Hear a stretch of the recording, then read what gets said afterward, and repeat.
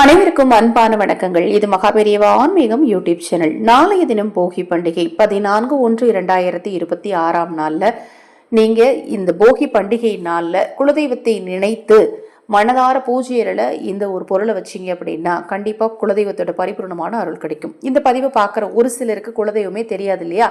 எனக்கு குலதெய்வமே தெரியாதுங்க, நான் இதை செய்யலாமா அப்படின்னா தாராளமாக செய்யலாம். குலதெய்வம் தெரியாது, என்ன தெரியாது, உங்களுக்கு பேர் தெரியாது, அந்த குலதெய்வம் இருக்கக்கூடிய ஊர் தெரியாது, அவ்வளோதான். கண்டிப்பாக உங்களுக்கு குலதெய்வம்னு ஒன்று இருக்கும்.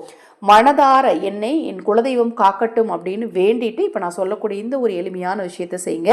அக்ஷயவாத்திரம் உணவளிக்கும் திட்டத்தின் மூலம் ஆதரவற்றவர்களுக்கு உணவளிக்க முன்வாருங்கள். எவ்வளவோ செலவு பண்ணுறோம், அதில் ஒரு சிறிய தொகை எடுத்து ஒவ்வொரு மாதம் ஒவ்வொரு நாளும் எப்போ உங்களால் முடியுதோ அப்போ நீங்கள் ஆதரவற்ற ஏழை குழந்தைகளுக்காகவும் முதியவர்களுக்காகவும் உணவளிக்க முன்வாருங்கள். நீங்கள் உணவளிக்க விரும்பினாலும் உங்கள் தனிப்பட்ட பிரச்சனைகளுக்கு பிரத்யேகமாக பரிகாரங்கள் செய்து கொள்ள விரும்பினாலும் 9344692042 இந்த வாட்ஸ்அப் நம்பருக்கு தொடர்பு கொள்ளுங்க. பூஜை அறையில் நாளைக்கு நீங்கள் குலதெய்வத்துக்கு வைக்க வேண்டிய பொருள் என்னன்னு பார்த்தீங்கன்னா பானகம். குலதெய்வத்துக்கு முதல்ல விளக்கேற்றி வச்சுருங்க. எங்கெல்லாம் ஏற்றி வைக்கணும்? பூஜை அறையில், நிலைவாசலில், அடுத்தது கல்லு பூஜை அடைக்கு பக்கத்தில். இந்த 3 இடத்துலையும் நீங்கள் விளக்கேற்றி வைக்கணும்.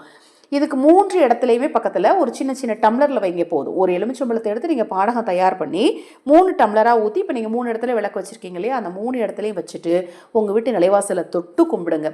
இந்த தை பிறந்தால் வழி பிறக்கும் அப்படிங்கிற பழமொழி எல்லாருமே கண்டிப்பாக மனசுக்குள்ளே நினச்சிட்டு இருப்பீங்க. இந்த தையில் இருந்தாவது எனக்கு ஒரு நல்ல காலம் பிறக்கணும் அப்படின்னு நினச்சிட்டு இருக்கிற எல்லாருமே மனதார உங்கள் வீட்டு நிலைவாசலை தொட்டு கும்பிட்டு இந்த தை முதல் நாள் முதல் என் வாழ்க்கையை செல்வ செழிப்போடு இருக்கணும் அப்படின்னு மனதார வேண்டிட்டு இப்போ நான் சொன்ன பானகத்தை தயார் பண்ணி நீங்கள் பூஜையில் வைக்கணும். பானகம் தயார் பண்ணுறது ரொம்ப கஷ்டமெல்லாம் கிடையாது.